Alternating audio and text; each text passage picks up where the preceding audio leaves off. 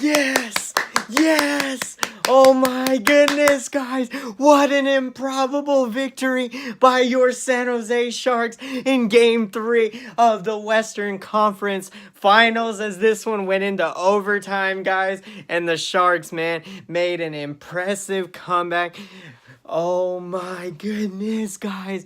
It was absolutely phenomenal. Logan Couture continued his amazing postseason as he scored, guys, the game-tying goal with 61 seconds left in the game.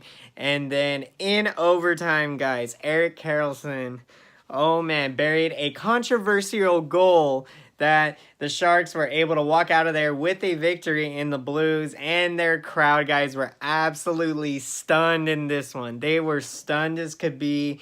The refs did not call. So what happened is that one of the Sharks players had essentially grabbed the puck almost, and so that would have made the play, would have been stopped at that time, but the play ended up continuing, and then it led to the game-winning goal in overtime for the Sharks to come away with the victory. And this was absolutely amazing, guys, because the Sharks had the perfect response to their to their Game 2 loss, essentially, in that first period. Depth scoring by Joe Thornton, guys, and Erik Karlsson. This was what led to this, absolutely phenomenal first period. And St. Louis, they tried to land big hits on the Sharks, and the Sharks were absolutely unfazed by that from the Blues. And then as we go into the second period of this game, it was an absolutely whole nother story in this game, guys, as the momentum and the tide and the shift of the game completely went opposite, like a balance scale, because the Sharks were, playing with good momentum in that first period. But then as we get into the second period now, the Blues really start to put pressure on the Sharks. And, it led to, Martin Jones basically having to make a whole lot of stops, and then, getting very tired in the period as, the puck was basically staying in their zone. And this, all ended up leading to 3 unanswered goals by the St. Louis Blues. And so at the time, the Sharks were carrying a 3-1 lead in that second period. And then after allowing those goals, the Blues had taken a 4-3 lead at that point in the game. So, guys, what absolutely led to this, play in the second period was absolutely sloppy play by the Sharks in the neutral zone and a lack of forechecking. And so, gonna read an interesting quote, guys. Peter DeBoer, the Sharks head coach, was talking, saying that we, need to shake up the forward lines in an effort to get more participants in the game. And so, adding Karlsson to Joe Thornton's wing got the third line going, and Thornton was able to find the back of the net twice. So Joe Thornton, guys, absolutely phenomenal. Just continuing, this amazing career that he's had. Joe Thornton, the Sharks are trying to win a Stanley Cup for Joe Thornton. Guys, he deserves it. And I think he became one of the oldest players ever in hockey history. Now we're talking in history for Joe Thornton. Like, in history, that he had multiple goals in a playoff game. So, I mean, it's just amazing, what this guy's been able to do over the course of his career. And I bet it just starts with laying down the bricks one day at a time, the hard work, the foundation by Joe Thornton. And so, as the series is going to be moving forward, guys, it is going to be very important for the Sharks to basically, all of their lines are going to really have to start producing.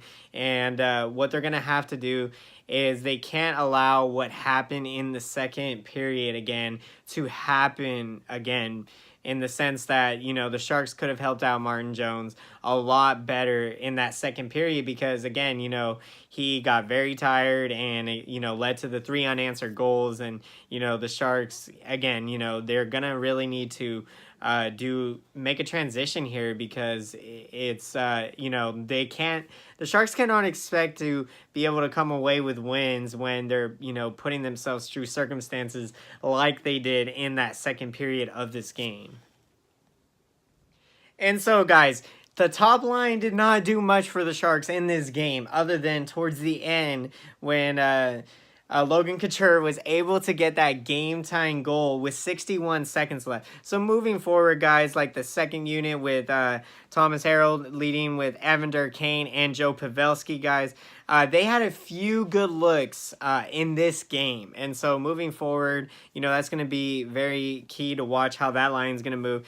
And but in this game, guys, they had trouble generating much of anything against Ryan O'Neill's line from the St. Louis Blues. So, guys, Jones, again, coming up clutch in this one because without his play in the third period, I mean, the Sharks do not even have a chance of coming back in this game in that third period because of the play by Jones. I mean, the stops he made in that third period were absolutely phenomenal. Several instances, I mean, the Blues could have had multiple goals in that third period and the game would have been out of reach, and there really never would have been an opportunity for Logan Couture to have a chance, you know, still down one, you know, 4-3 with 61 seconds left to get that game-tying goal, to force overtime, and, you know, to be putting the Sharks in that situation. So, guys, another huge thing that I think really led to the Sharks being able to build some confidence in their teammates and just, you know, the team as a whole was the fact that when they saw Martin Jones stop David Barron from notching a hat trick, guys, in that third period. I mean, this visibly definitely shook some confidence into the Sharks to be able to bounce back in this one. And again, you know, that third period was a big bounce back from the horrible second period that it was, guys. So moving forward in the series, I mean, the Blues, you know, they've shown that they're a team that doesn't, you know, they do not go away whatsoever. They're not going to go away, and they know how to take full advantage of the other opponent's mistakes. So, you know, the Sharks in Game 4, the defense is going to have to step it up.